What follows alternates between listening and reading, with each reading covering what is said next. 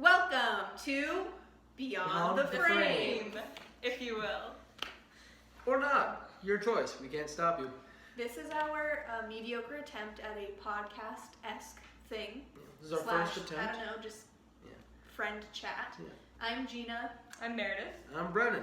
And welcome to our show. Yeah, this is our first attempt, as we said, so please forgive us for our early mistakes. Or what have you. But we will get better, assuming we do more than one of these things.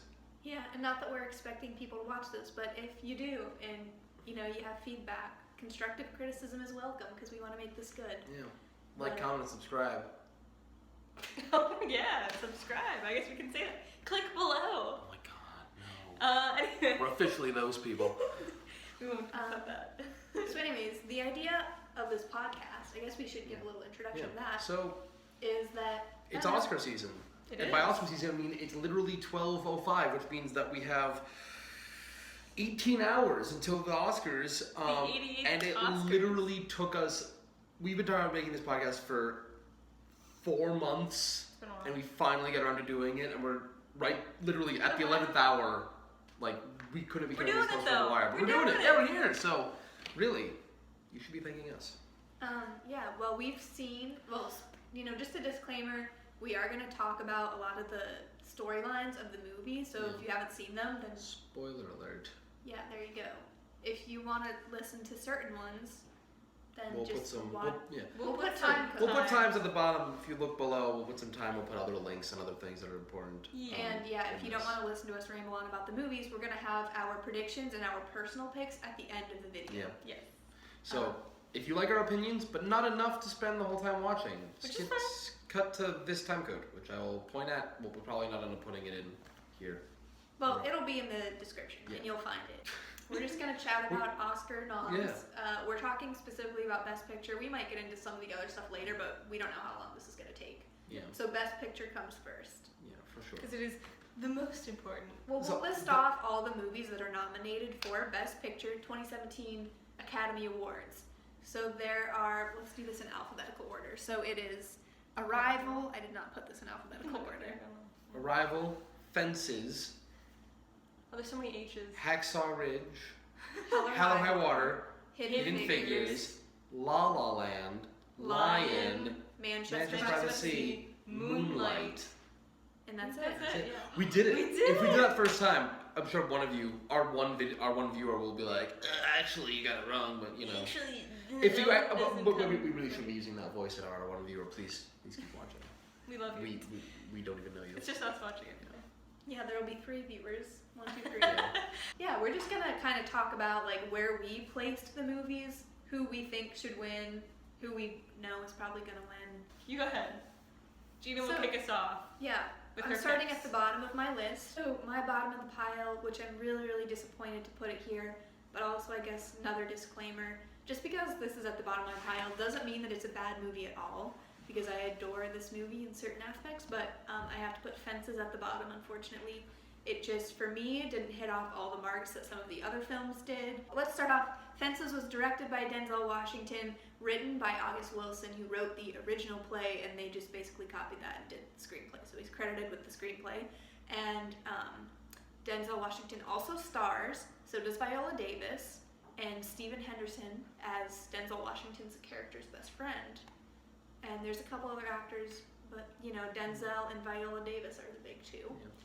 So, so this is the beginning of our spoilers. So, Fences, if you don't know, is the story of Denzel Washington, who plays a garbage man with his friend Bono, played by I don't know. played by Stephen Henderson.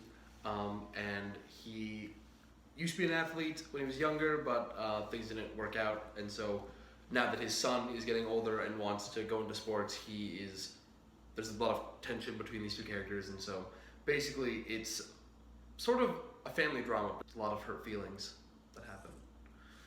Yeah, and I mean, we're allowed. Well, Meredith is the only person in the room right now that hasn't seen this movie, so Sorry. we're not gonna spoil her. I'll watch it before we. So, Before the Oscars tomorrow. but anyways, Yeah. I guess to keep going off of that. So For me, because this was originally a play and because they didn't change the screenplay to like fit a film, it wasn't exactly what I hoped for out of a movie.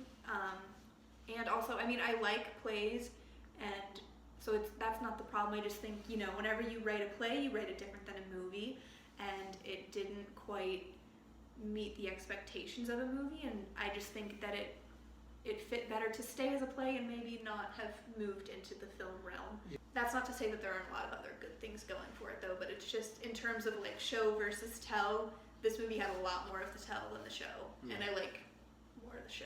Yeah. I mean, one of the biggest issues is that every piece of dialogue is an exposition of some kind. Either it's just telling what's happening in the story, or what did happen beforehand, or it's just delving into the characters through the way that they think. And so as a result of that, there's nothing that breaks up that, which works really well, as you said, like on a stage play, because you don't have access to some of the more cinematic elements. But yeah, I mean, if you like the play, you're gonna be really happy because it's very true to it. Like it's. And the acting is superb. Oh, absolutely. Viola Davis and Denzel Washington both deserve Best Actor and Best Actress. I think my favorite scene is when, spoiler alert, or Denzel Washington tells his wife that he has been having an affair with her, and her reaction, and that whole scene is so emotionally driven, and Viola Davis just pours her heart into that scene, and it's magical to see what she can do. For me, I think one of my favorite scenes would have been at the very end, and Meredith is just getting spoiled to heck right now. Oh, still watch it. Is whenever Denzel Washington's character has a baby from the affair that he had, and the mother of the child dies, and so I don't want to say forced, he's responsible for the child, and he has to bring her home to his wife, and, you know, that's a whole sort of, you know, tension-filled scene there, and it's super well done, and I really enjoyed watching that dynamic play out of, you know, she's pretty much done with him at that point, but she doesn't want to leave an innocent child, and so they have to kind of work out this sort of thing between them where one of the lines is, like, the sins of the father not done onto the child or whatever, and that's really, like, a good moment, you know? I just love her and her character. So now we gotta rate it. Yeah. So we're gonna do out of 10 stars what we would give all the movies, and then we'll move on to the next one. Yeah. But my rating would be... Sorry, before we get started, I just want to say, all these movies are great. Like, all these movies are very much deserve to be nominated for Best Picture. So, like, a lower rating doesn't mean that, like, it's a bad movie. It's just, you know... It's just lower on the list of the best movies of this year. The ratings for Fences from us, from me and Brennan, because Meredith can't rate it. Okay. I would give it approximately a 7 to a 7.5 out of 10. Yeah, I'm definitely right there with you, but probably say about a 7. So. All right.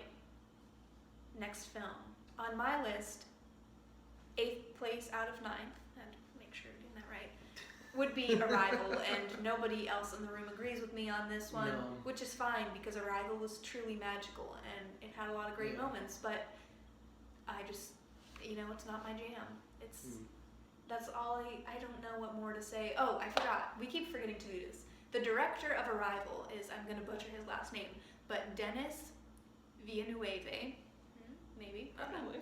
And it's written the screenplay by Eric Heiserer, and it's based on a book by Ted Chiang. Called Story of Your Life. Yeah. Starring Amy Adams and Jeremy Renner. And also Forrest Whitaker. But, yeah, you know, the acting's good. Definitely a lot more visually appealing than Fences. For sure. So that was like a big, I hate to say it, a big leap between my like for Fences and my like for Arrival. But it just wasn't, and the story was really good, and they had a good twist at the end. You know, it really, like, it's hard, I think, to surprise people with movies now because everyone's so on to, like, all the techniques and everything of story writing, but it was really good and really surprising. It was surprising. I thought it was great. I have it a little higher up on my list, but we'll get to that. It was kind of magical. It was something that like you go into. I went in and I was like, am I gonna even like this? It's just gonna be another sci-fi movie like 1,000 others that have been coming out because that's like the trend now. That's the hot topic. But when I saw it, I was like blown away. I thought it was great. Yeah, I think it's really funny that these two are right next to each other on the list because, like, Arrival is the complete opposite spectrum of Fences when it comes to like cinematography and like having like gorgeous cinema. But I think you're kind of onto something. They're so opposite, but like they're kind of opposite on the ends of the goodness spectrum. Yeah. Like if Arrival had a little bit more like plot heaviness to it, I think that would kind of fill it out a little bit more. Where it's lacking for me is just that, like I said, it's not my thing. I don't really enjoy like alien space movies sorts of things, and it didn't quite, in many moments, it didn't quite hold my attention. And something that bothered me even after the film was done was just the weird love story between Jeremy Renner's character and Amy Adams. Before we get into that too much, plot of the movie, if you haven't seen it, is aliens arrive on Earth. Several ships arrive on different points of on the planet, and the story goes that Amy Adams' character is brought in by the U.S. military to. She's a linguist. One of the best linguists in the world. TM. Yeah. And so she's brought in to kind of translate. I think what are there like 9 or 10 of these pods or something around the world? Yeah. Basically, the goal is how do we communicate with the aliens, figure out what they want, why they're here, and do they mean us harm? The whole movie is about to do with language and ideas of barriers of language between a language you don't understand and also language barriers between different cultures trying to all communicate. Which is like super fun because who writes a movie about language and it's like really entertaining and fun? Yeah. Apparently, like Eric Heisinger. Yeah. I mean, I definitely want to go and read Story of Your Life. Brandon probably loved it the most out of all of us. Yeah, for sure. I mean, I'm definitely the opposite of Gina, where like I love science fiction and especially really smart science fiction. I agree. I enjoyed it quite a lot. I definitely agree with you that the love story was kind of tacked on. Yeah. I mean, it had to happen to make sense to the end of the plot. Yeah. It just but it felt very cringy tacked moments. on. Yeah. That was like, ugh. Yeah. And like an Oscar-nominated film should not have a line this cringy. Yeah, you're right. Yeah. I wish I could point it out, but we saw it last year and I can't remember what it was. The exact line was, "Do you want to make a baby?" Right. Which Jeremy Renner says to Amy Adams. And the reason that makes sense is because at the very beginning it shows the story of Amy Adams' daughter growing up and then dying young of cancer. And so throughout the story, spoiler alert, it's revealed that because the aliens do not have a linear language, they see time in a non-linear way. And so now that Amy Adams can speak the language and understand the language, she starts to see time from their perspective. And so she can see the future events. And so the reason it's important for him to say the phrase, "Do you want to make a baby?" is that she knows that this baby that they make will die. And so having that sort of on-the-nose dialogue makes sense because it shows that even though she knows what's going to happen, she's choosing to go down that path because of all the good things that will happen, all the joy that will happen. Right. I think that's really an interesting point in the movie. Because afterwards we were talking about if we saw the future and we saw that, would we do that? We have like a kid we knew was going to die young. And it's just an interesting point. I think there's a lot of themes that get touched on in that are not just science fiction and language, but humanism. Like, would you do it differently? I mean, could you do it differently? Because so much of what was happened in this plot was impacted by her seeing the future. I mean, the whole movie deals with like both language and free will. Because if you know your future, is there a free will? Like, do you have any option to take a different path? The beauty of this movie, in my opinion, is that there is no like linear time throughout the movie, which you get at the end. At the beginning, you're like, oh, this is obviously linear, and then at the end, you're like, it's fucking not linear, and you're like, this is crazy. It's amazing because it's not just like the idea that it's not linear, but that it's been not linear. Then you have to experience it for yourself and understand it for yourself. So that's kind of. If you're more interested in this, Nerdwriter has a great video about it, which was released very recently. So we'll put a link to that down there. Regina, next film. But yes, next film. Oh wait, we're gonna rate it. Oh, rating. I would, for me, I love this movie. I loved it so much. I could probably. I mean, I'm really excited that it's on DVD because I want to go buy it so I can watch it all the time. He loves it. Wait, when did it come out on DVD? It's a thing like a week ago, Okay, very that makes recently. sense. But Looks to fake watch. Yeah. We could go. yeah. But I always do that. Yeah, I look to my yeah. fake watch and then I give times that are not on a watch. Yeah. I'm like about a week ago. About a week. You know, can't you see? According to my wrist. A week ago. Yeah. But I would give it 9.5 out of 10. Yeah. I mean, Wow. it's not. It's up there. I mean, okay, maybe a 9. I would go higher, but I mean, there is, that cringeworthy. You know, Yeah. do you want to make a baby? There were Do you some wanna make other a baby? lines What too can that you weren't say? great, but that was the one. That was definitely- There's some moments that are kind of. I would probably give it probably an 8 out of 10. I thought it was a really good movie. I would definitely watch it again. I would recommend it to other people. I probably wouldn't hype it up because if I hyped it up, then it might not be as good. Just because you don't know how good it's gonna be. So Yeah. that's kind of the beauty of it. Is that initially, if you go see it and you're like, I don't know if I'm gonna like this, you're like, oh my god, it was amazing. So Don't ruin the fun. probably an 8 out of 10. Yeah, I'm probably about there too.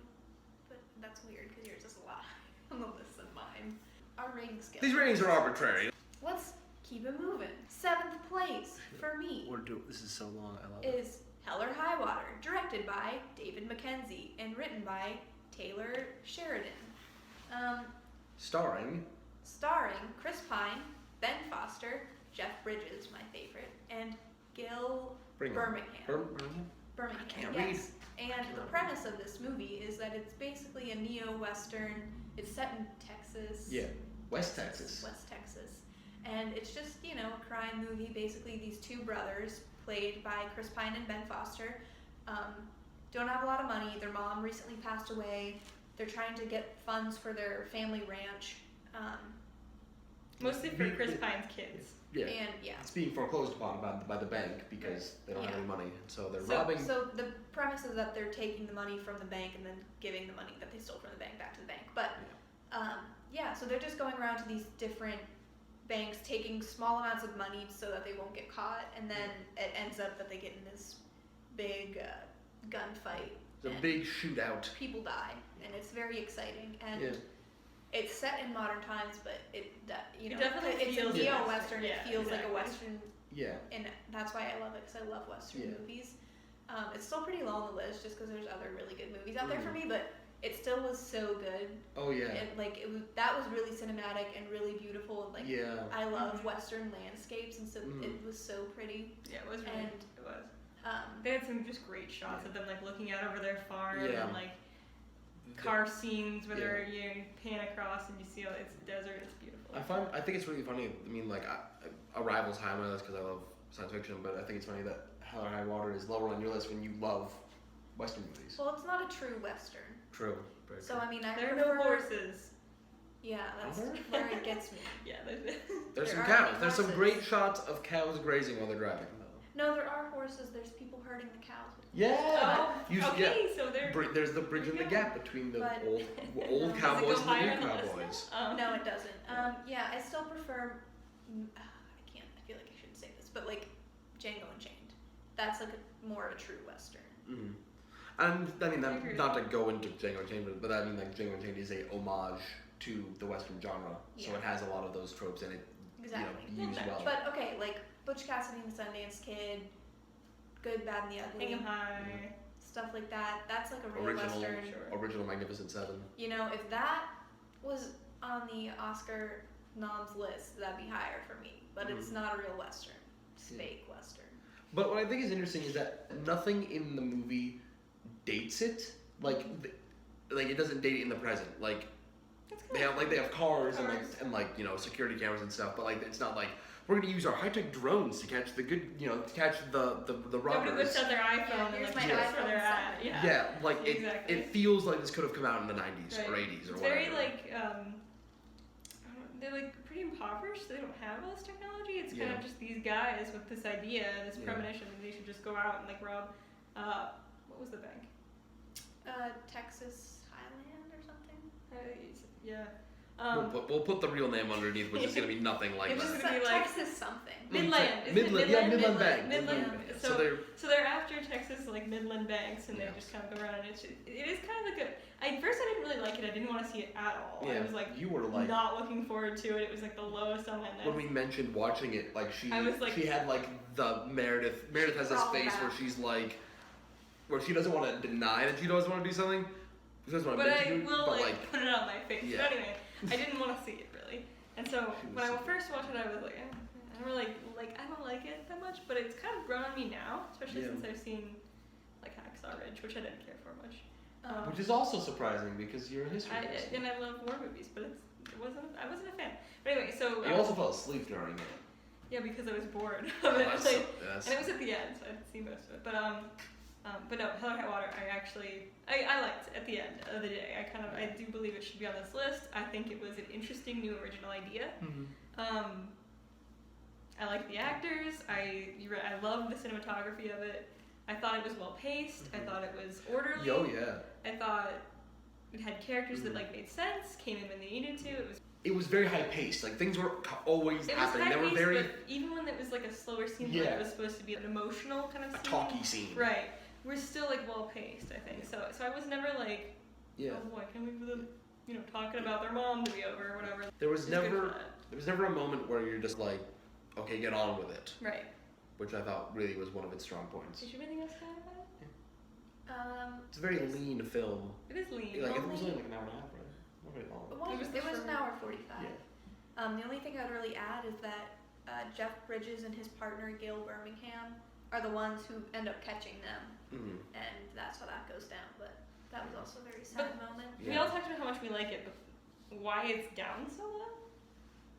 I mean, it's just one of those things where there were other movies that I preferred that I think were more like encapsulating of what it means to be like a best picture I agree. of the year. Hell or High Water was very straightforward in like it was an original idea, but it was also a fairly simple idea, which I think was definitely one of its strengths. Like it didn't need. I never was like, oh, what's the big twist? Oh, it turns out that the brothers actually whatever. Yeah, like, no, I know. it was streamlined and it did what it needed to do, and it. I think its it was, simplicity said a Yeah. lot for it. I mean, these are guys who aren't geniuses. They're not like super high tech. The one guy got out of prison. He's just doing this. Literally, the brother got out of prison. He's doing this because he wanted to. It's not because he even needed the money necessarily. Like he was kind of okay with this being his end. Spoiler there, but I think that's kind of the way he wanted to go. Kind of Western style. Yeah. Kind of like out in the hills, like Big being shootout. shot at. Yeah, exactly. So I think it was kind of beautiful in its simplicity for that. So ratings, I would give this a 7. Yeah, I would probably give it like an 8.25. She's getting That's fancy with her precise. 0.5. I'm just like That's 7. precise. Well, yeah, you gotta be precise. We got a big list here. Okay, I would mean, give it a probably like a 7.5. I think it still could have been a little bit more. I don't know. It was like a neo-western, so for that, like it was good and it was really interesting. But I also think, like you were saying, that there are just better movies on this list. Yeah, I mean, I think just I'm not there sure were the neo-western movies thing. that had storylines that I was more invested in and I cared just more wanted to about. say that part, I guess. That's like the epitome of like podcast mentality. Oh, it's a neo-western, so really that really, and then immediately going, I don't know really how that factors into it. I don't know how it factored in, but I threw it in there. Yeah, it sounded smart. It's Hold on, it was a big word and I wanted to use put on it. your big smart glasses. Oh, I wanted to use the big word when I used. Okay, go ahead. Anyway, next film. Hacksaw Ridge. Hacksaw Number Ridge. 6 on I Gina's keep list. accidentally blocking your face, which is Ah! not. Okay. You know, Hacksaw Ridge is just a good old like middle of the ground film for me. It was enjoyable. Directed by Mel Gibson. Yeah. Written by Robert Yeah, let's start that part. Schenken, the screenplay, and Andrew Knight, the screenplay. Sorry. I was just copying and pasting. Okay. They both wrote the screenplay. Oh. Sometimes they put the parentheses in case they wrote a book that it's based on. So that's why that's there. It's starring Andrew Garfield, Vince Vaughn, and Teresa Palmer. It is, like a few of these stories, a true story of the battle at Hacksaw Ridge during A World lot War of these II. are true stories. I didn't even think about that Yeah. until now. Mhm. Okay, so Hacksaw Ridge. Desmond Doss. Desmond Doss. Desmond Yes. Dawes, who was a conscientious objector in World War II, who fought during the battle on Hacksaw Ridge. He didn't fight, but yes, he was involved. Who was involved? You're right. he was conscientious objector there. he was in the battle. He was definitely physically there. And he 100%. Definitely was there. physically at the battle. He enlisted himself because he wanted to make a difference in the war effort. It was against his religion and his personal beliefs to pick up any gun, weapon, like kill anyone, harm anyone, really, in any sense. Because of his upbringing, because of his own, religion, things like that. So, shipped off with his unit, if you will. It is what it's called.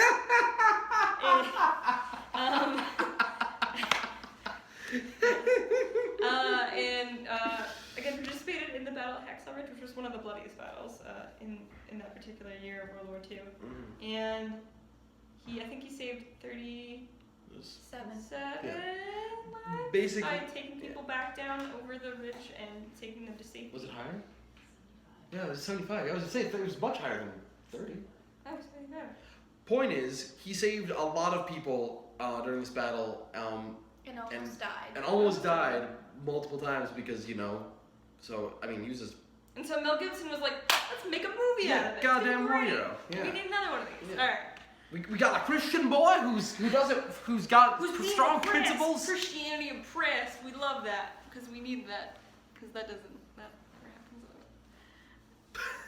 But I feel like I don't have that much to say about this one. It was like I said, it was just a middle of the ground movie for me. It was pretty middle of the road. It was honestly for me. It was probably pretty like neck and neck with Hell or High Water. I put it above that, but I don't know. In hindsight, I might, the more I think about one or the other, I might, switch those around. But it had its good moments. It was overall well done.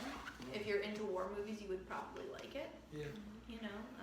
I don't have really much else to say. See, and then I'm like super into war movies, and it's at the bottom of my list because I thought it was so extremely unoriginal. There was no risk involved in making this movie at all. They didn't risk anything. All they did was take the generic outline for every war movie you've ever seen in your life and do it mediocrely. With the mediocrity of someone who doesn't want to come up with anything. Mediocrity. A mediocrity. You said mediocrity. I think I said a bunch of different words. We're in derivations of- college. We're educated. We're gonna graduate soon with degrees. Anyway, No one I will just watch thought this. it was extremely unoriginal. I thought to do something like this that does have an interesting point of like Christianity maybe being oppressed by in some way, like not necessarily oppressed, but most of these people were Christians who went off to war. It's just like when you take it to that extent. Anyway, the point is I thought the screenplay was very slow, very boring. Yeah. Yes. I mean, I definitely agree that like probably Mel Gibson is coming from like a Christianity being impressed, but I mean, for me personally, I did not read that as. I mean, on second viewing, it was definitely felt more strong, but the first time, I mean, it felt just more like he has a set of principles that happen to be religious, and they are, and he's sort of just like unwilling completely to break from those, which is in a way really admirable, which is makes sense why making a movie, but at the same time, it's like why are you going to war? But It's like, why are you doing this to yourself and other people who have to protect you? But then it again, worked out, I guess. We're of a generation where like we don't understand. We live in such a cynical world. Like back in the day, it's like I gotta go to war. Like I cannot live with myself if I don't go to war. Right, and they started a creed back in the day. Yeah. Like nowadays, it's. Whereas now it's like we don't support these wars, and so we don't want to go fight them. Ever since Nam. Let's blame it Fucking on Nam. Nam. Everyone went, I'm not going to Nam. Because now it's pointless. Anyway. Does anybody else have final thoughts on that? Final one? thoughts. No final thoughts. That was it. So Ratings. let's rate this.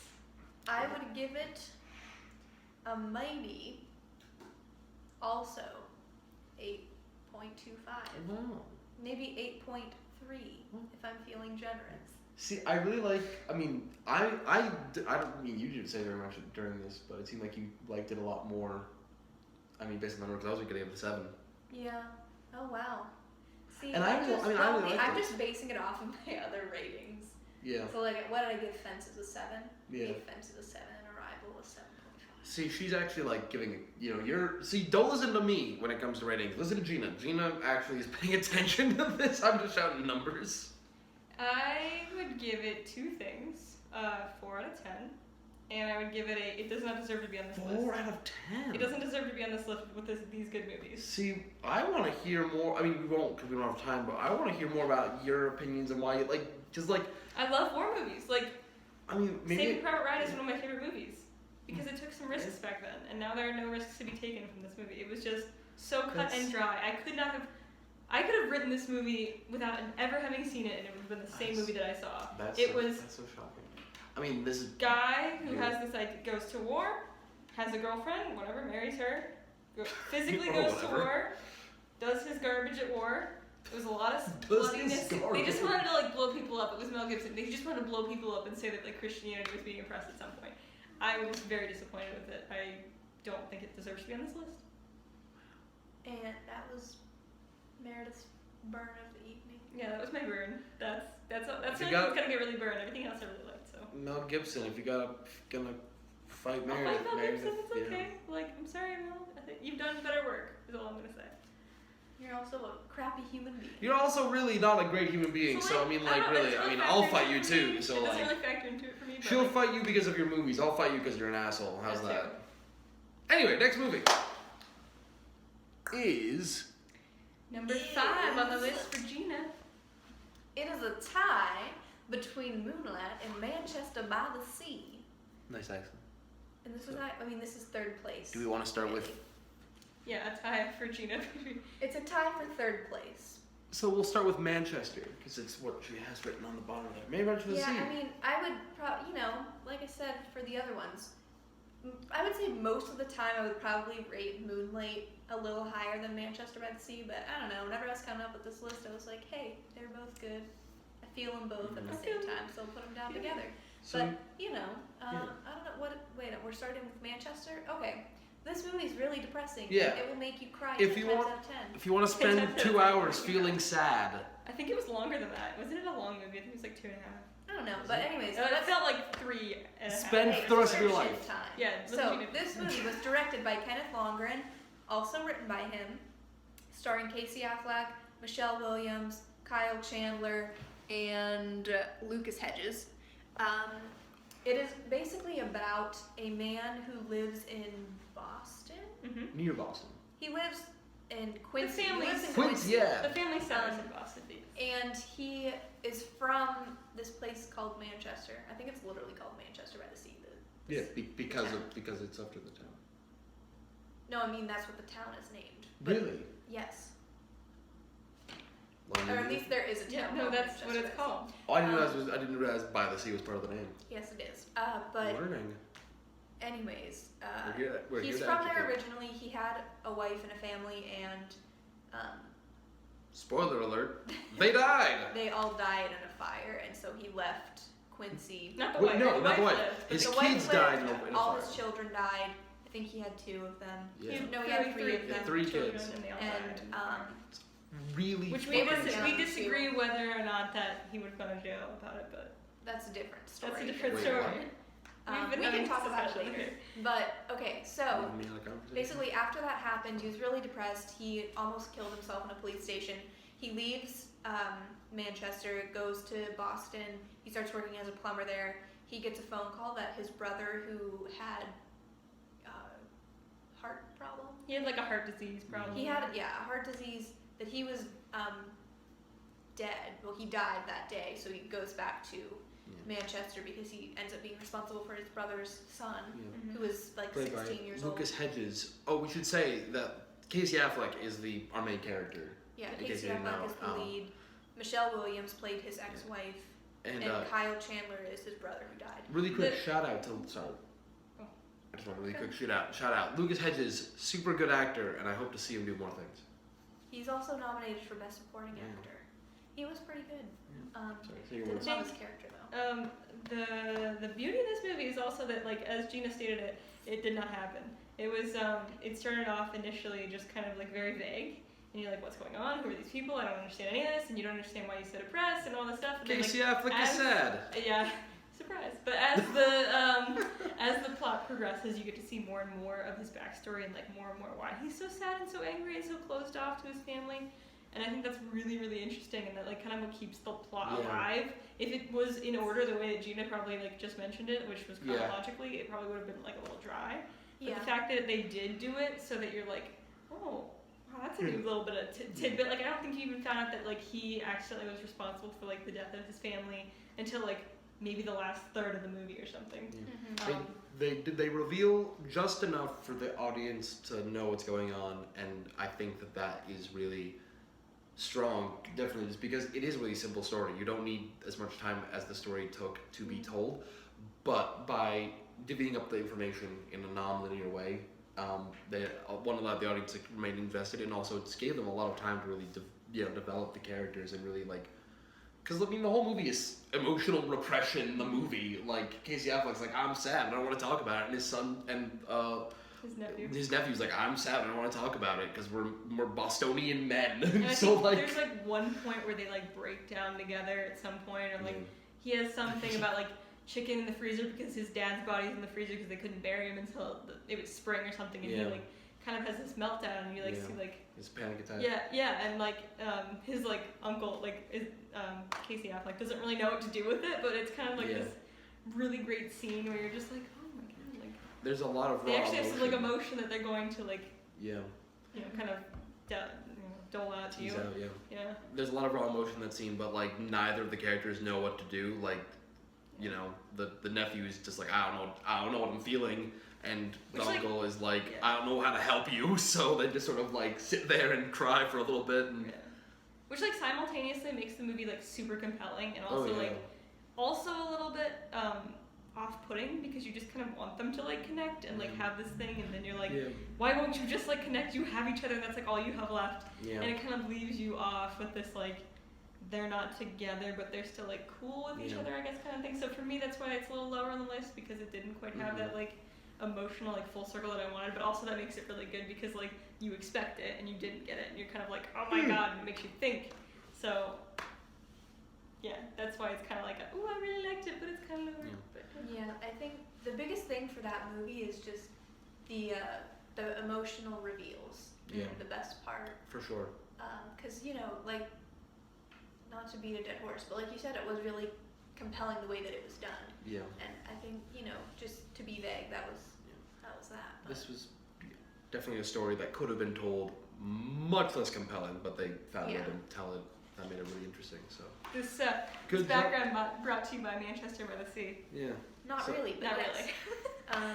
So good job to Kenneth Longren, because Lonergan. Kenneth Lonergan. We were impressed by it, I think, overall.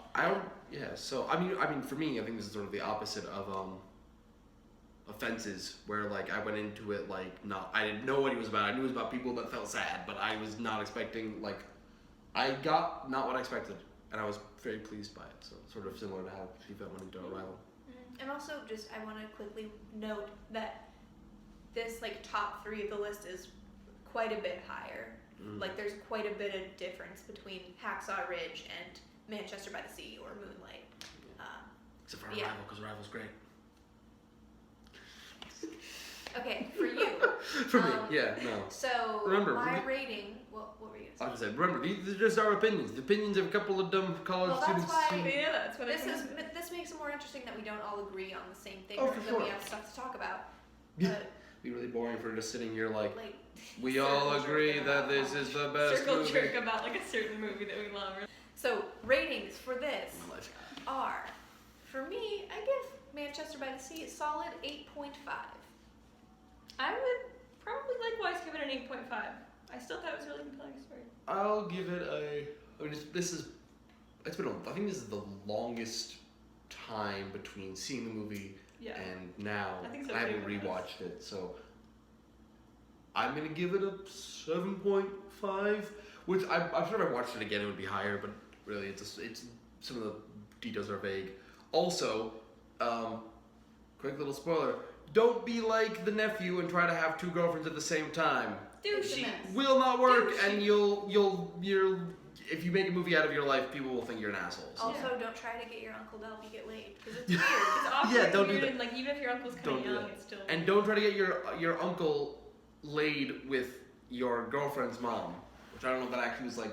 Also weird. It was kind of implied, but anyway. Not really, kind of implied. He was like, I think you should do this so that we can have some time. Oh yeah, like I said, Like he was like, do this for me. like I said, it's been a while. Anyway, next movie is Moonlight, which we already revealed, so that was a lame reveal. But you got the little drum roll, so you're excited I'm about not very good at revealing things. If you want good reveals, watch Manchester by the Sea or Arrival. Indeed. Don't look at me. Okay, In theaters? so a long time ago. not in theaters anymore. We're so Moonlight was directed and written by Barry Jenkins. It stars multiple people as the same person. So we have Trevante Rhodes as adult Sharon, Ashton Sanders as teen Sharon, and Alex Hibbert as child Sharon. Kevin, who is Sharon's closest friend, yes, is played by Andre Hollard as adult. Gerald, Holland, sorry. I'm not sure how to say that. Jerome. As teen Kevin, and Jaden Piner as child Kevin. Naomi Harris as Paula, who is Sharon's mom, and Brennan, help me out. Mahershala Ali, who is like literally like the greatest actor to come out of the last few years. Like I want to see him in everything. He's pretty magical. He plays Juan. Yes, Juan. Yeah, who is the father figure of Sharon. He is amazing, yeah. I love his do-rag. Everything about him. I mean, not even just the movie, but him as an actor. Sorry, Yeah, I'm he's a not great actor. not trying to circle jerk on Mahershala Ali. I'm gonna keep No, but using he's that. like amazing. Circle See it Jerk for him. Productions. That's See our it. new title. See it for Sharon and everything, but also see it for him. And then Well, go- he's only in it for like 10 minutes total. Yeah, but he's so good. And Janelle Monáe as Teresa, who is Also amazing. his girlfriend, not, Juan's girlfriend. yes, okay. But Janelle Monáe is also like, I mean, one, she's a great musician. I love her music. But like the fact that she's done 2 of these movies that are on this list. I'm like, please be in everything. I don't know her She full was full awesome. filmography, but like I want to go and find every movie she's ever been in because she's great. Amazing. Yeah, I mean, she was surprisingly good. I mean, I don't mean to sound douchey saying that, but like, I feel like most people don't necessarily make good Crossover well. musicians and actors. So Or Beyonce. she was really good. I was impressed. But yeah, so this movie is about the main character, Sharon, Is it Sharon? Sharon. Yeah, it is. I'm sorry. We're white. He is a young boy who is somewhat raised by his drug addict mother. He ends up kind of like running away from home a lot, and he stays with Juan and Teresa, and they kind of raise him as their own sort of way. And you follow his life through 3 acts. So you have young Sharon, teen, and adult. Yeah. And it is centered around him being gay and how he navigates the world in that way. Growing up. Also with the drug addict mom and like with the falling apart family and like it's this whole like complex friend is anyway. So why did you like it? Why did I like it? Growing up gay in a world that is. Sorry, I just wanted to. Yes. I'm Go. sorry. Growing up gay in a world that is expecting you to be hypermasculine. Yes. Yeah. So I think that was why I liked this movie is that it dealt with obviously it dealt with like racial stereotypes Mm-hmm. and how because he's black and he doesn't quite fit in with the other people of his age that are expecting him to, like Brennan said, be hyper masculine and like so he gets bullied a lot because they know that he's gay and that he's not allowed to be that way by their standards, I guess. And Yeah. it was just very interesting, and I liked the 3-act structure where you get like a little taste of like Yeah. how, because something happens between him and his best friend Kevin through each of these acts, and it's interesting to see their relationship progress. Yeah.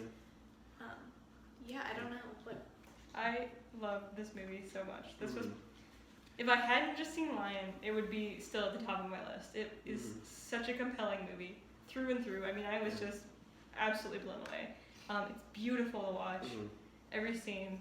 It's heartfelt. The acting is amazing, even with the kids. Like, it's just out of this world for me. It has themes that you don't usually touch on. I mean, a lot of times, like, there's this stigma around, like, I mean, a lot of times in Black culture, like, there is the stigma with being gay, and, like, people don't touch on that because it's, like, it's something that, like, maybe, like, Black people should explore more and not, like, white people, but, like, it's something that's just, you know, since it's not touched, it's really interesting to see it explored in this sense.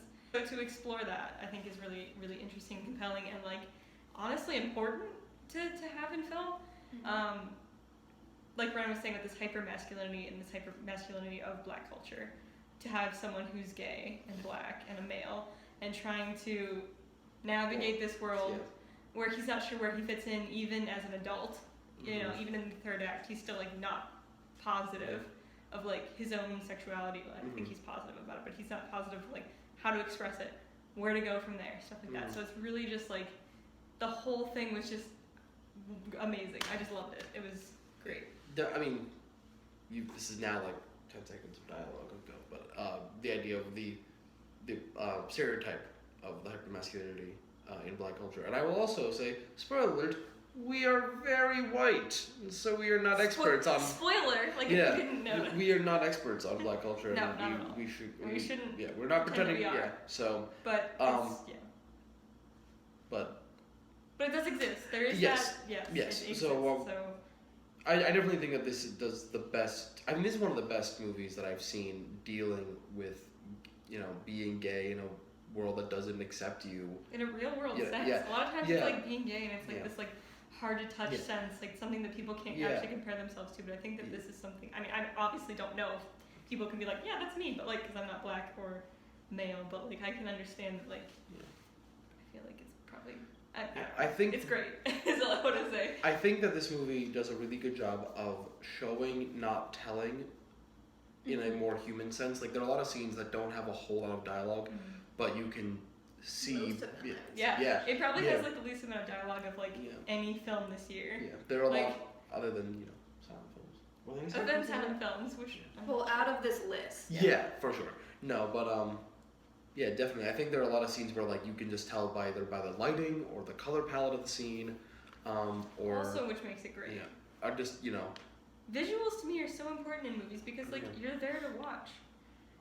You're there to hear and get the exposition, but you're also there to watch. And so, to get that and to get all those emotions, and it evokes so many, like, in every scene. With his mom, who's trying to deal with, like, you know, how she fits into the equation, like, with the supportive, like, family of Juan and Teresa, and, like, how they're, like, trying to show him that it's okay and that he can be accepted and things like that. It's just, like, his silence in, like, the first two acts is, like, so deep and so provocative. It's, like, so interesting because it's just, he won't talk for, like, an entire scene, but you get so much out of him. Yeah. So. I think this movie has I mean, every movie has, like, the scene that really sort of hits you, and I think for me, there are two, which is the beach scene, but in the second act between Kevin and Sharon, and then the very end, one after Kevin and Sharon have reconnected as adults, and it's I mean, I think this is definitely a movie that'll stick with you in a way that I mean, other than I'd say probably Arrival, just because Arrival has a lot of really heady ideas about time and reality and free will. I think this movie sticks with you in a way that other movies don't, just because it sort of leaves you with the feeling. Yeah. The only way, like, Hell or High Water stuck with me or, like, Hacksaw Ridge, but I didn't like it, so I was like, eh. But, like, this one was just so compelling. But yes, Moonlight. Beyond. So incredible. Beautifully 9 out of 10. Beautifully acted. 9.5 out of 10. Man, now I feel like a bad person for going low. Maybe even like a 10. Honestly, maybe even a 10. I would see it again. Yeah, Moonlight is definitely up there for me. What did I give Manchester? I gave it an 8.5. Yeah, I'd give it around 8.59. You know, I feel it's up there. It's really good. I think, I hate to say this, but I'm going to say it anyways. Like, to me, and I think in today's society, I just think Moonlight was a more important story than Manchester by the Sea. Yeah. Not that Manchester by the Sea wasn't important. It was. It just you know, But in they're terms of both storylines that need to be out there, I think Moonlight Yeah. deserves more to be out there. Right. And they're both Which- kind of compelling in their own, like, they're kind of like paralleling in this kind of sense, which I hadn't thought about, but like this kind of like silence of masculinity and like how to explore your emotions and things like that. So I hadn't thought of that. But since you put them together on the list, I was like, oh, that's kind of interesting that this is kind of like talked about a lot in cinema this year. Yeah. And all on the subject of stories that need to be told, our next film, Hidden Figures. True. Gina's number 2/3. My one. Well, it's my number 2. It's tied for number 2. So, Hidden Figures is directed and written by Theodore Melfi and also written by Alison Schroeder. It stars Taraji P. Henson, Octavia Spencer, Janelle Monáe, Kevin Costner, Kristen Dunst, Jim Parsons, and Glenn Powell. And also... Ooh, Jim Parsons. Sorry. He was a dick. I thought you were just booing him as an actor. No, It's great. Isn't it? I mean, and also Mahershala Ali as a smaller role. But yeah, I mean, like, if a character proof that Jim Parsons is a good actor is that you made him want to stab him in the face the whole movie for being a racist asshole Yeah. So, and a sexist asshole. Yeah. anyways, Perfect combination. Yeah. Throw him in NASA. This movie primarily follows Henson's character, Katherine Johnson. It also follows Octavia Spencer's Dorothy Vaughan, Janelle Monáe as Mary Jackson, but it mostly follows Katherine. And it's basically about these 3 women who work at NASA, and they're this is during the 1960s, early 60s, no, it's during the 50s. Yeah, late 50s into the early 60s. And it The space race era. Yeah, so this was still whenever segregation was a thing, and there was like a team of black women that weren't allowed to be a part of the rest. The West Wing, as Yeah. it was, which was where the Computers? Were they computers? Yeah, they were computers, yeah. and they were just like secluded in this area, and they would get jobs that they would then have to, Just send like out to the rest of part-time the jobs that would, you wouldn't hold it for any real duration. Yes, but they needed someone But to beyond do intelligent, anyway. Oh, for sure. some sort of mathematical thing that I can't remember the name of because I hate math, but they end up looking for someone, and Catherine is super good at math and super smart, and she's like, well, I think actually Dorothy Vaughan is like, hey, Catherine can do this for you, like, let her do this thing, and it's really awesome, and they sent her to go work in like one of the the biggest office in NASA, which is with Kevin Costner's character. He's like her supervisor or whatever, and Director of NASA or something. something like He's that. a high important guy who basically is like, we're gonna get to the moon. Yeah, so We gotta beat those Russians. it just kind of, that's the story, and then good things happen, as if you're American or a person living on this planet. Because you can't have a movie that does this well that doesn't say America's still great at the end of it. Exactly. But I adored this movie so much. It was super fun to watch, but it was also really important. And it was just like such a good, just happy mix, whenever you were done, like whenever you finish the movie and you're just like, oh, like it just made you so happy. Right. And, like it was just awesome. Yeah. It was so fun and so creative and a true story, and it was just magical. I'm so, like most Oscar movies, these aren't like the movies that are gonna make $1 bajillion. Like, you're not gonna hear Moonlight on like the $1 billion list. But I was gonna say, Hidden Figures actually, like, was the highest grossing Oscar nominee, I think. of all time. Or? Yeah, it just surpassed La La Land a few weeks ago. Nice. Yeah, I mean, Figures. that's well, it deserves. Yeah, I was gonna say, like, I loved hearing when this is after, of course, Rogue One came out, and like when Hidden Figures surpassed Rogue One and then continued to like dominate the box office for those next 3 weeks or 4 weeks. I was really happy to hear that, because it's a movie that deserves a lot of money and it deserves a lot of people going to see it. And I think Hidden Figures is one of those movies that's like really good but also very accessible. Like, it's definitely more accessible than, say, like Moonlight, which is a very limited release sort of movie, or Lion, or Manchester by the Sea, movies that like your average person or probably aren't going to have seen. But I think a lot of Hidden Figures was much more out there, and I think that's which is great because it is one of the movies that really needs to be. It's very timely in our current. My mom saw Hidden Figures, and she doesn't watch movies ever, so like for her to have seen it, it's very accessible because she wanted to, and she loved it. So. It's got a Mama Dry stamp. She approves. So rated T for Trill. What do we always say? Rated T for Trill. Do you think? Do you actually say that? Oh my god, we say it all the time. Yeah. How for movies we go if it's rated T for Trill. You think you know something? Because she has to. My mom's anyway. Doesn't matter. But What you like about the movie? I think like I said, I don't want to keep saying I talked about it, but beyond that, I think in terms of just branching up of why it was so important is that I think it's something that I don't want to speak for people of color, but I do think that it was really good representation, and I think it's something that young girls of color can it inspires them to want to get into math and science, which is so important and so cool, and that was one of the reasons why I loved it. It made me so happy to see. I don't know. Whenever I'd go on social media, I would see I saw this really cute picture of these 3 young black girls who dressed up like them, and it just oh my god, heart warmed for life. Yeah.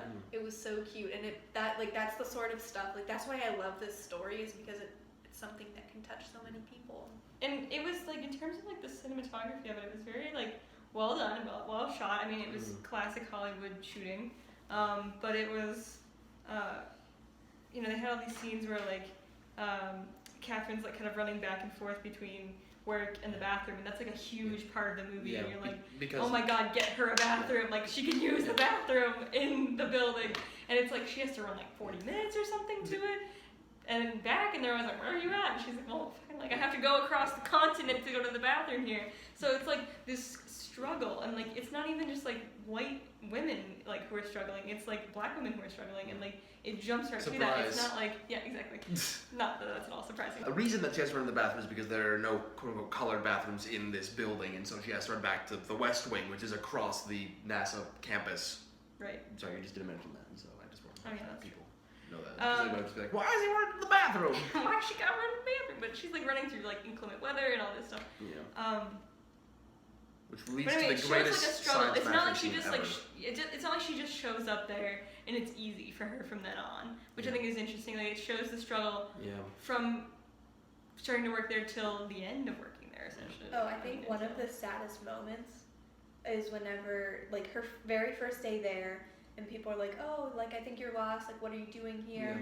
Yeah. And they assume she's a cleaning lady. Yeah, and there she goes to get coffee from their coffee machine thing there, and people are giving her dirty looks. And then the next day she comes to work, and there's a colored coffee pot there. Yeah. It was just awful. There's a great scene though when she's shouting at Kevin Costner because she's drenched in water because he's just run back from the bathroom during the rain, and she's and he's always where have you been? No one tells him where she goes Yeah. because they're all assholes because white America. And she can't put her name on the documents that she writes half of or most of, and then she writes them all. Yeah. Or all of them. So there's a great scene where she's he's where are you going? And he's and she cusses him out, and there's a great scene where he pushes the takes the name the colored and whites only labels off the coffee pot, and then takes a crowbar, a tire iron to the whites bathroom, and then knocks it down, which is actually takes it up the colored bathroom. I thought it was No, it is the colored one because he removes the one that's in the West Wing. Right, and then he goes from now on. Go where you want to pee go. where you want to pee or whatever, and it's hi. But it was she's so concerned. The cat. But yeah, like I said, it's not just they dropped her a hot potato as soon as she got the job. It wasn't leading up to her getting the job. It was the struggle within the job, which is something you don't always see in movies, especially Hollywood movies like this. Usually it's the struggle to get the job, but in this it was the struggle in the job. But it was just I thought it was really well done in terms of that. So super high quality. Rate it? You good with that? I would give it a 9.5 or a 9. Well, that's wrong. I would say that Hidden Figures and Moonlight are tied for me as my top 2. They're tied for first, and so I'd say they're about 9.5 for both. Good job. I would give it Excellent. a 9. Because it's still like Moonlight, like we're not saying that doesn't mean that it should also get like a 9.5 or a 10, but like I just thought like in terms of like with Moonlight being so like beautifully shot and like so well done with its like acts and everything, and I love the way it was set up. I think it just held like a little higher position because like I said, it was classic Hollywood filming still. They didn't really take any filming risks. So I'm gonna give it about a 9 out of 10. I'm also at about a 9 out of 10. Super good. It's like that's a Super solid good. 9. Oh, it was really good. I'd see it 50 more times. It's a high 9. Speaking of being high, La La Land, everyone's favorite. Okay, so before we start ragging on it Also too good. much, Yeah. We're gonna rag on this even though we all have it higher up. we do love I mean, for me, it's not higher up. Yeah. My La La Land is below the rival. Mine's like But the fourth one from the bottom. La La Land was directed and written by Damien Chazelle, music by Justin Hurwitz, and starring Ryan Gosling, Emma Stone, and John Legend. And some other much less important people. John Legend is great in this movie. yeah, Yeah, he is. but I mean, Carries the movie in my opinion. I'm kidding. that'd be really He sad. does like one song. So He's in the movie for a total of 15 minutes, maybe. Yeah. But yeah, I mean, the reason why I'm ragging on La La Land is because it's nominated for everything, and while it does deserve to be nominated for a lot of things, It's also Hollywood. Hollywood wants to suck its own dick. It is. It's about Hollywood loving Hollywood. Yeah, and so, It's about white Hollywood loving Yeah. white Hollywood. Let's specify Yeah. that. I mean, we need to summarize. oh yes, so In La La case Land. you live under a rock and you don't know what La La Land is about, it is basically a love story between a jazz musician and an aspiring actress in Los Angeles. It's a musical. They sing, they dance, they fall in love. There are turmoils. Yeah. There's bright lights and colors, and it's beautifully So, shot. So it is. It is beautifully shot, and also the color palette of this movie is so- definitely I will within the say, top It's, 3 if movies we were talking for color, this would probably be number 1 for me. But So I just want to get out there that it's not that, like, I don't want to say any criticism, but a lot of the criticism that we do have for La La Land is not that it's not a good movie, but whether or not it's deserving of all the Yeah. accolades that it has Yeah. received thus far. yeah, I think one of the bigger issues is that La La Land is up against movies that Are more important. that are much more important films. I mean, through and through. through and through. I mean, like Moonlight and Hidden Figures, we've said more than our fair share, I think, on both of those movies. But they both deal with issues that are much more important and much more worthy of telling than a love story in Los Angeles.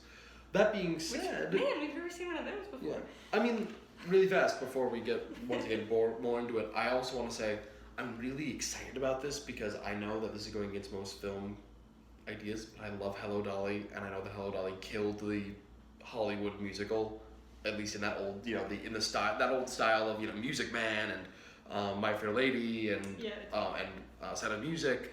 Also, we should throw out that this movie was essentially meant to be an homage to old style Hollywood musicals, so that's why.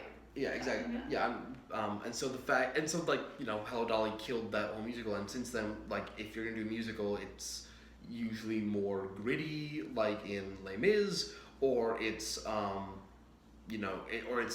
like Rent, which is I don't really know how to put Rent in any sort of because it's not the traditional way of telling that story, but excuse me, but yeah, I really like La La Land because I would love to see a new rise of Hollywood old-fashioned musicals. I mean, not in like an old-fashioned sort of storytelling, but like just that style of movie I love, and I would love to see more. But if we just need to get a movie like Moonlight with really important and topical themes, and have them singing about it on the LA, highways. Get on that, Hollywood, and make some musicals about real issues. Honestly, if you did like a musical about like a real issue, then I think it would downplay the importance of it. So I think they're probably best to not just yet. Well, I mean, yes and no. That's kind of what Les Mis is a musical about heavy topics, important things.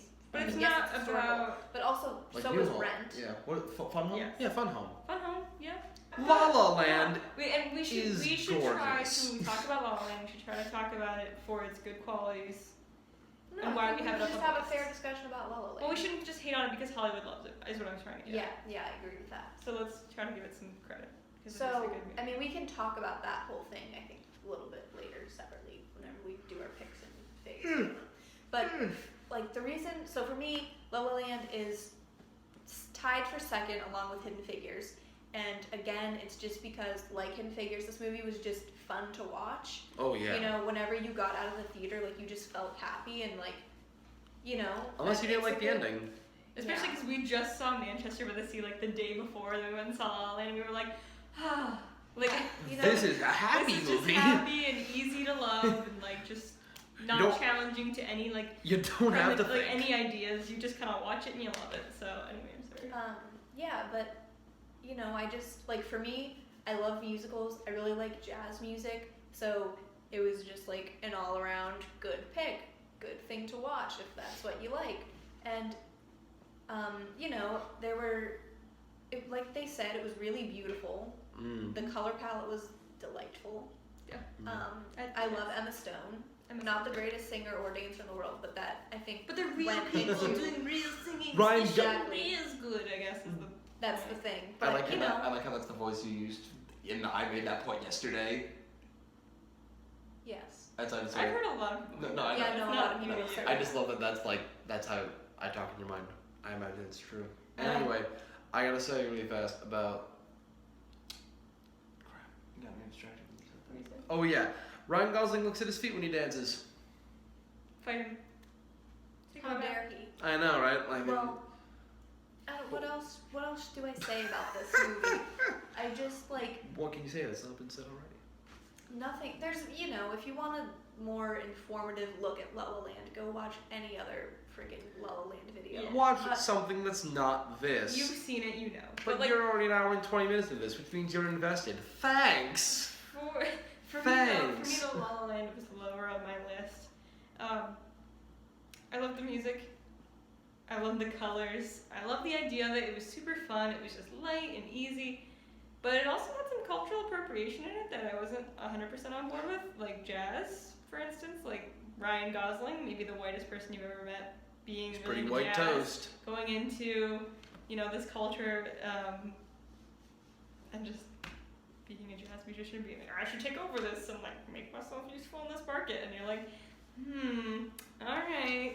So it's a little lower on the list for that reason, and also because it is kind of not nothing new. It is new and it is fun, so I will give that. But like, I just think there are other more important movies that go above it. For me. Hashtag confirmed. John Legend should have been the main character, and Hashtag confirmed. How awesome Yes. would that have been?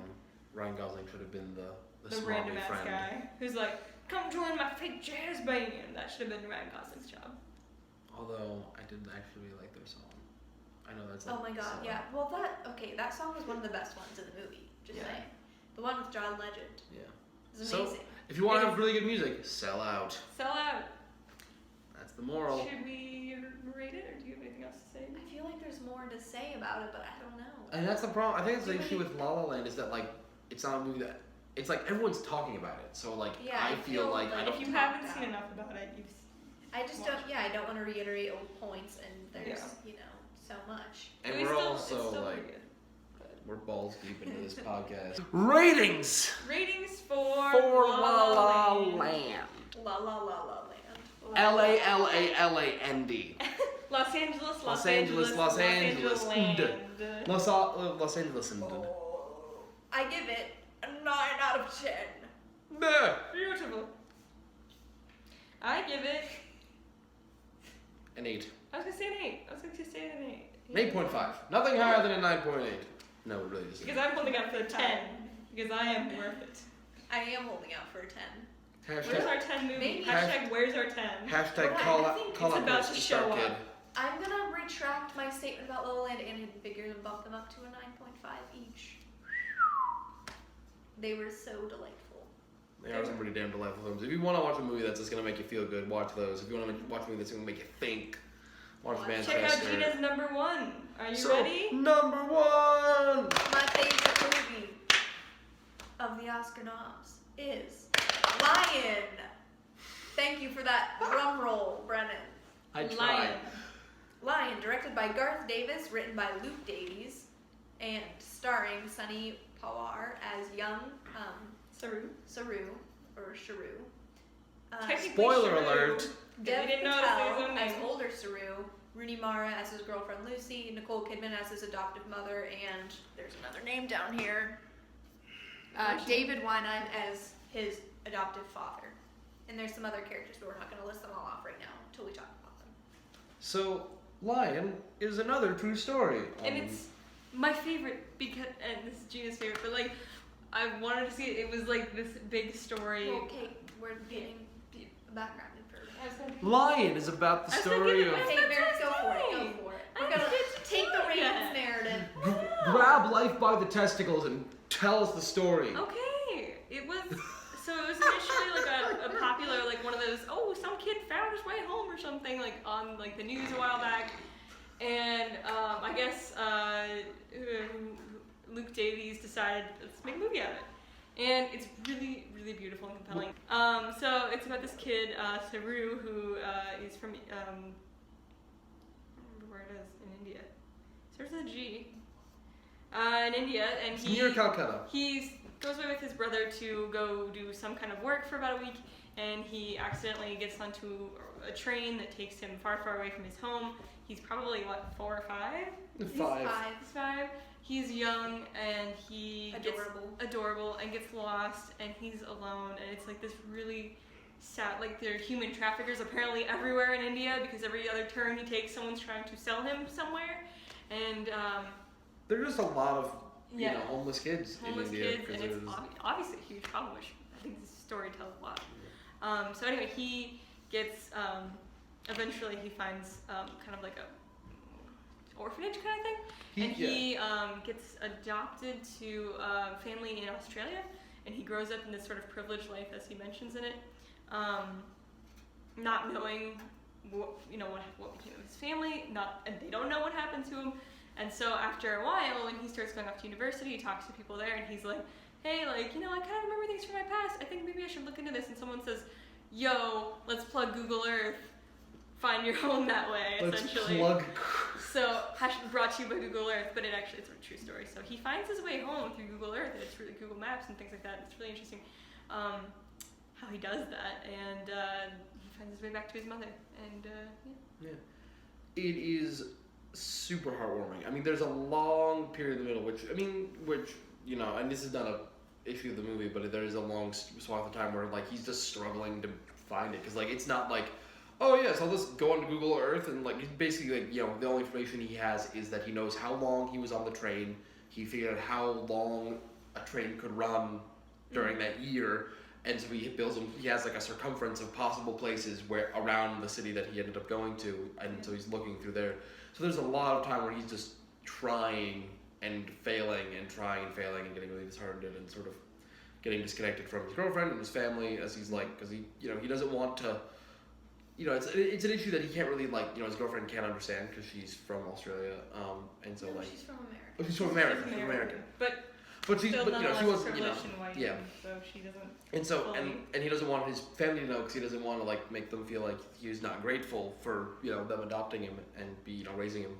And so there's just a lot of contentions on emotions and stuff, but it is all worth it at the end for, like, the moment where he sees his mother and you're just, like, bawling your eyes out. And you're just like, 25 years and he found her and she never moved because she knew he'd come back. It was just so literally so perfect.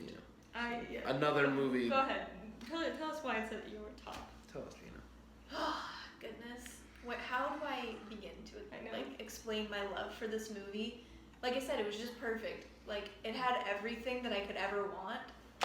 Like Meredith said, I was so excited to see this movie, and, like, before I watched it, I was kind of like, I'm so excited. I always do this, and then I'm, like, let down, and this movie did not let me down. And it was just amazing. Like, the acting was amazing, the cinematography was amazing, the storyline was amazing. The pacing was really well done. you go through all these, like, you go on this emotional roller coaster with Sharu of, like, finding his family, and it's just so good. Also, oh, sorry. You can go ahead and interrupt. I'm just. The actor that got to play young Sharu was the cutest fucking child in the whole goddamn whole world, world, and in the world. I just had to tell you that In the because it's important. He's so cute, and Yeah. I want him to win all the awards just because he's great. And before he goes to Australia, he gets a little Tasmania shirt, And and that's where his Gina's favorite. adoptive parents live, is Yeah. in Tasmania, and, like, oh my god, my heart. Yes. So- Yes. Go ahead. One of the really powerful things about this movie is when we didn't exactly watch it legally, but the version we watched didn't have subtitles, and the first 45 the one that I minutes. did. Mine did have subtitles, so I Well, see. then we can discuss that. Yeah. So the version that I watched did have subtitles, and so the first 45 minutes of the movie, or 30 minutes of the movie, is Saru in India as a 5-year-old, and him just trying to get home and navigating this world where he's completely lost. And they obviously And- only speak. Yeah, they only speak in Hindi, and so I watched this without any knowledge of what they were saying, but I'm just very impressed that the movie was so well done, so well acted and shot and conveyed that although I didn't understand all the details, I was able to You get the completely understand the idea. emotional drive in the story. I mean, yeah, you Yeah. understand pretty much exactly what's happening, and it's a perfect example of, like, showing but not having to tell you everything. Mhm. Like, you can watch this without the dialogue, and you get Yeah. the picture. I like. But Yeah. I watched it first with Brennan, so with no subtitles, and then I watched it today with Meredith with subtitles, so, like, I got that perfect comparison, and it was Right. definitely a different experience watching with the subtitles, because there were some moments where I was like, oh, like, that's what they were saying, but I was never confused the first time. It's just I think it would have been super compelling to watch it without subtitles, honestly, Mhm. because to see that showing but not Yeah. telling, versus I just kind of got it spoon fed to me, which is still So good. you need to sit over there so we make a Venn diagram of people who've seen it with subtitles and people who've seen it without. I know we do make a Venn diagram. It's beautiful. It's like this wonderful mix. Except But we don't. 'Cause so it is Gina a should long really spot. talk more about this and like her. Also, what 'cause the Well, you experience got between the two. Just There because was so much. It's so heavy, like in Hindi. I like, think the biggest part for me that was a clarifying moment with having the subtitles was whenever Sharu is in so he's trying to find home. He's still in India at this point. He's walking down a set of train tracks, and this woman comes up to him and is like, oh, what are you doing? And he tells her that he's trying to find home, and she says, well, are you hungry? Like, you can come with me. And so he goes back with her. She feeds him and tells him, oh, there's this man, and he'll help you find your mother. He'll help you find your mom and your brother. And he's like, okay, that sounds great. So the man ends up coming, and he's like, oh yeah, like, we're gonna take you to this place. And then he's like, and what about my mom? And he's like, oh, we'll look for your mom from there. And so the first time I watched it, they're just having this interaction, and I have no idea what they're saying.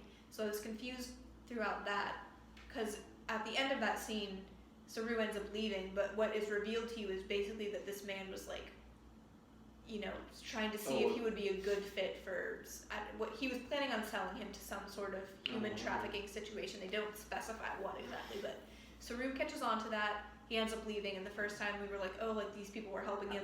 Why did he just leave?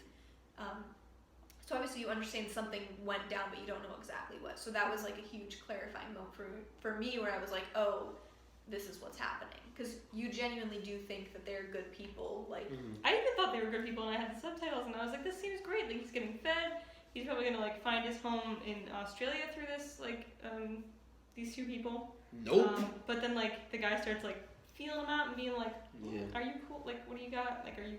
Let's take a look at that. And then he's like, this doesn't feel like a good situation, and he bolts the hell out of there, and Ends up then finding an ends up, I orphanage. think he's like what, 2 or 3 months by himself, like alone, just like working and trying to get himself fed, and eventually got himself like a little, gets. got himself a bed made out of a cardboard box. No. It's the saddest thing. It's this little kid. He's like the cutest little thing ever, and then he has to go and like do like all this like laboring, and he's just like keeps getting beat down time and time again. Like people he's trying to trust, he can't really trust, and it's just like really difficult. But then when you start to progress and you see like you're like, oh, he's over in Australia, like he's gonna live this great life now, it's gonna be fine, and then eventually he's gonna want to find home. But he keeps like having these flashbacks to this time where he was a kid, where he was kind of struggling, even like with his mom and stuff like that. But like this time of like, you know, he wants to know how that was gonna be and play out. And he still like is questioning like what that life would have been like even though his life is maybe like,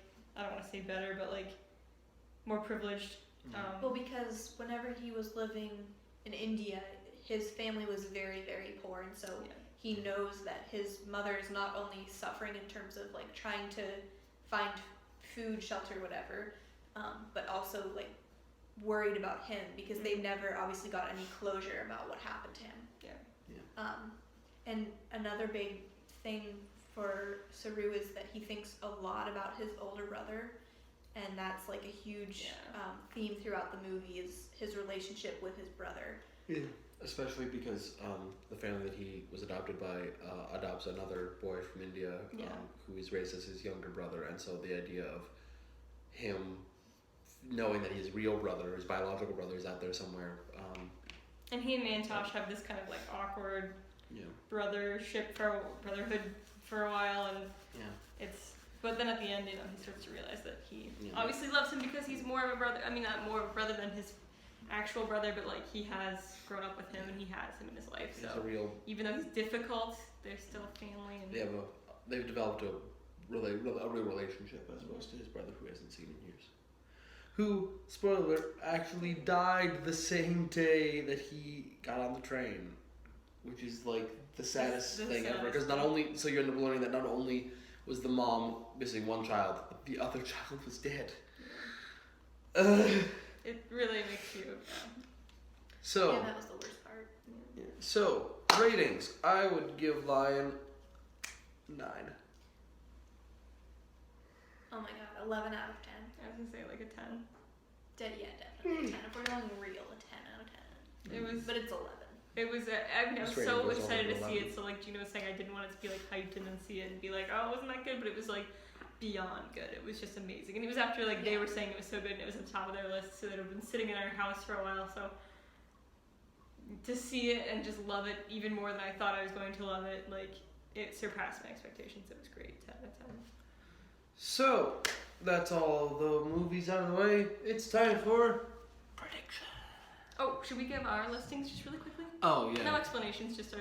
Not that you care. Not that you care, but you're an hour and 40 minutes into this thing, so if you're this far, clearly you care. Wait, are we seriously an hour? Yeah. Oh my god, we gotta wrap this up really quick. Yeah. Okay, go ahead, Brennan. So my order from bottom to top is Fences, Hell or High Water, Hacksaw, and Manchester are tied.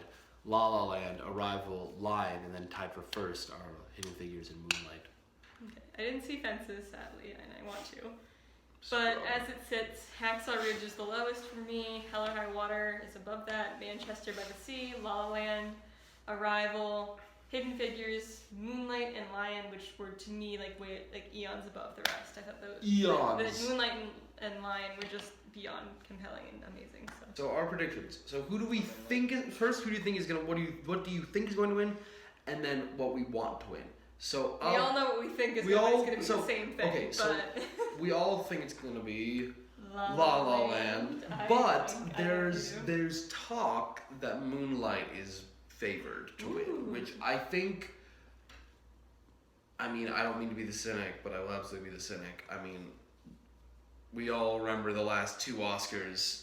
#Oscars so white, and so I think if the Oscars are really wanting to save face, they'll make Moonlight win, because one, it'll be like a, hey, we could have picked this one, but we picked the movie which had black people in it. Aren't we so progressive now? Which, like, I hope they don't do it just for that, but like it definitely deserves to win over La La Land, like flat out. Like, it just does. Yeah. If you have any sense of, if you watch them, you know that like Moonlight, Lion, Hidden Figures, like they deserve to win over So La La Land.